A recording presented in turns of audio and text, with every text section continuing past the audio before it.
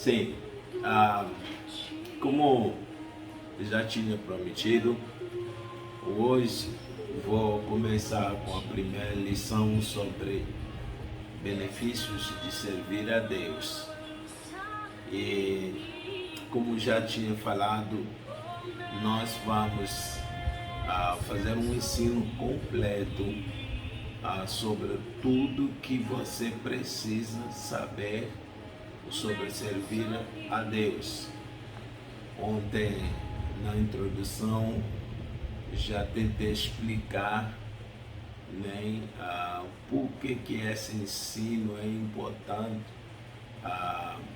por que eu ensino sobre servir a Deus. Então, amado, para nós entendermos a importância desse ensino, hoje eu vou falar sobre o propósito de ser cristão. O propósito de ser cristão.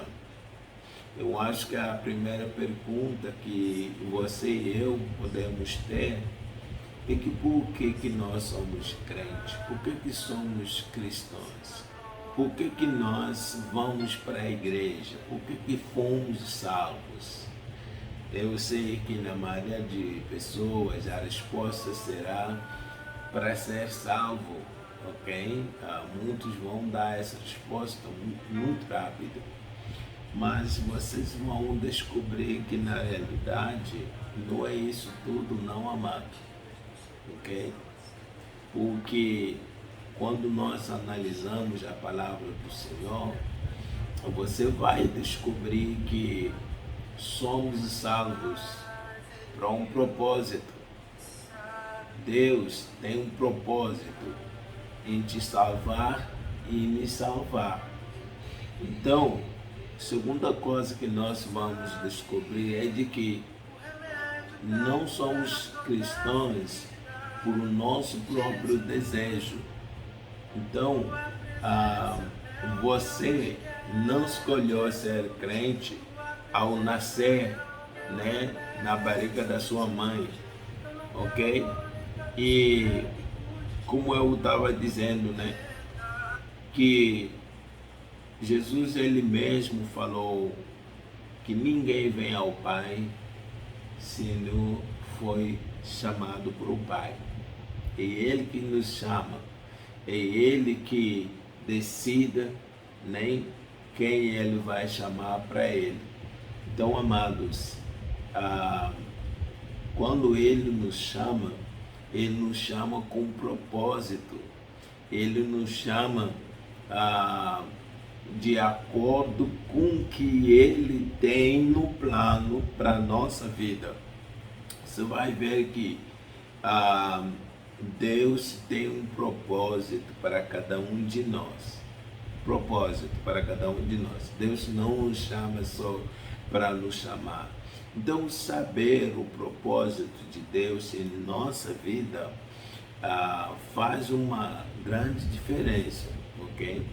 Então, amados, a primeira preocupação que eu acho devemos responder é: quem é salvo? Porque, sim, estamos perguntando qual é o propósito por qual nós fomos salvos, mas a pergunta de quem é salvo, eu acho que é melhor responder, porque tem muita confusão hoje nos ensinos que se dão nas igrejas hoje. No livro de João 3,16, também Romanos 10, 9 até 10, é salvo todo homem, toda mulher que crê no Senhor Jesus como Senhor e Salvador. Quem crê? Quem que crê na sua obra da cruz, na sua ressurreição entre os mortos, esta aqui é salvo. Então a salvação é dentro do crer.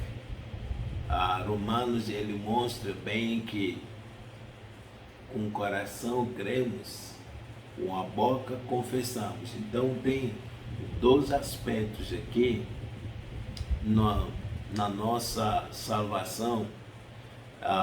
Não é só crer no coração, mas a boca tem que confessar o que você crê. Segundo elemento da salvação é que a salvação é de graça.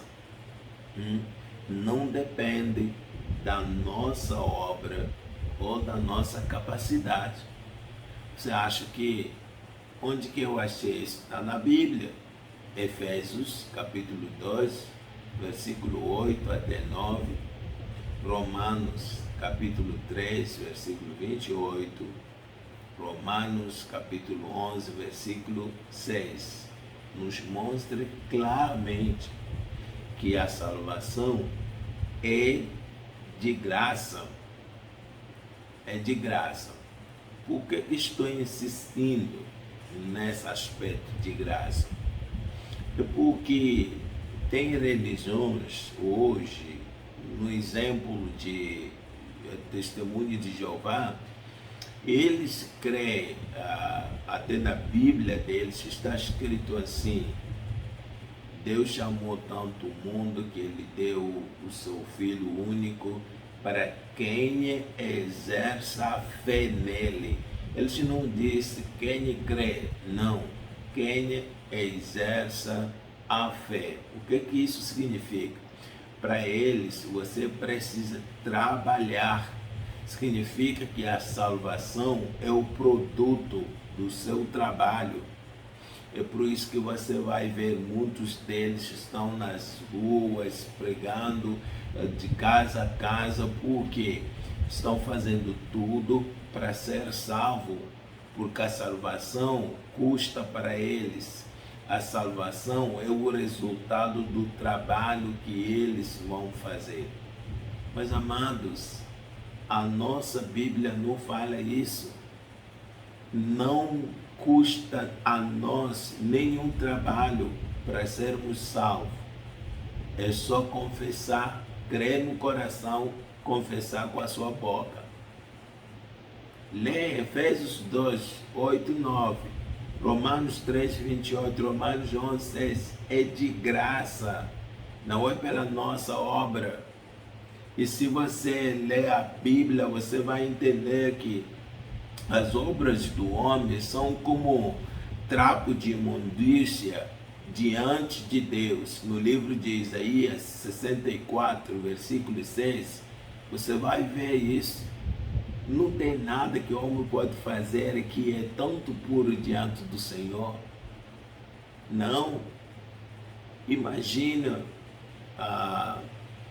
um servo de Deus como Josué, que era um cara que levou o povo de Israel até na terra prometida.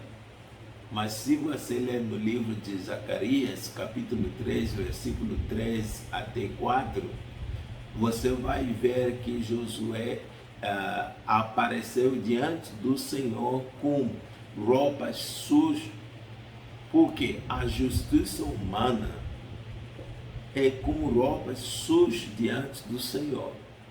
Só Ele nos justifica, só Ele nos lava por seu sangue, para nós sermos chamados justos diante do Senhor.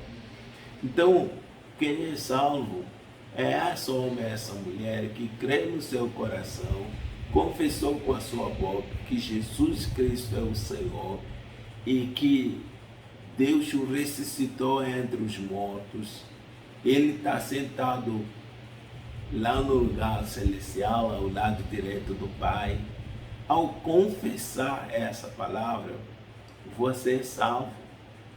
Mas eu sei também que é um processo que começa, ok? Então, quando você lê a Bíblia, você vai entender que nós não trabalhamos para ser salvos. Nós somos salvos pela fé E depois de nós sermos salvos, é que nós vamos trabalhar na nossa salvação. É uma diferença muito grande. Os outros acham que tem que trabalhar para ganhar a salvação. Aí significa desconsidera a obra da cruz, a morte de Cristo na cruz, que ele se fez pecador para você e eu sermos santos, como está no livro de Romanos capítulo 5, versículo 1. Ele, que era justo, tomou o pecado no seu lugar, no meu lugar. Então, quando nós achamos que é pela nossa obra que nós somos salvos, desconsideramos a obra de Cristo na cruz. Então, amados, a nossa Bíblia diz que Deus tem obras que Ele já preparou desde a fundação do mundo para nós fazermos. Então, por isso, nós trabalharmos a nossa salvação, porque já somos salvos e que trabalhamos nessa salvação. Isso é muito importante para nós entendermos isso. Então, hoje, eu quero vos deixar com essa parte de ensino. Somos salvos pela graça do Senhor. Será que significa que então podemos viver no pecado de toda maneira? Não. Paulo disse, não é porque nós somos salvos pela graça que então devemos viver no pecado. Não. É como alguém que vai casar.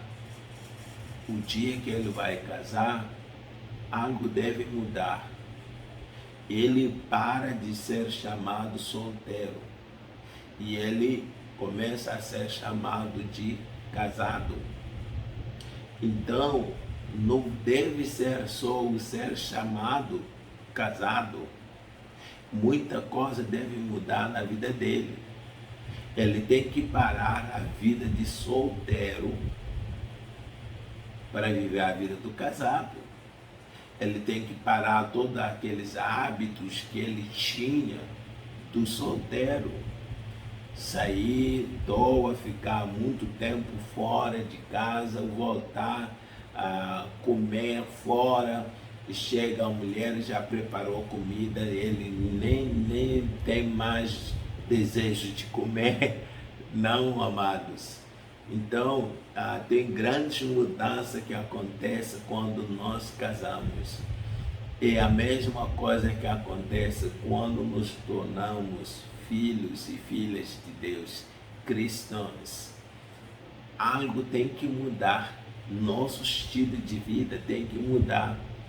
Então, quando tomamos a natureza da santidade, nossa vida muda, nosso estilo de vida muda, porque agora temos que viver como casados, no exemplo. Temos que viver com mudança da vida antes de Cristo e agora Cristo. Temos que agora viver uma vida de santidade, uma vida de temor de Deus, uma vida de buscar a presença do Senhor, orar, meditar na palavra do Senhor. Então, muitas coisas, os seus desejos mudam, as suas amizades mudam, muitas coisas em si mudam. Por quê? Porque você agora é uma nova criatura em Cristo Jesus. O homem passado, o homem antigo já passou. Em Cristo Jesus, nós somos uma nova criatura, como está na palavra do Senhor, 1 de Tessalonicenses 5,17, se não me engano. Somos novas criaturas em Cristo Jesus. Então, se você está assistindo esse programa e ainda não entregasse a sua vida ao Senhor Jesus, eu te dou essa oportunidade de entregar a sua vida a Jesus.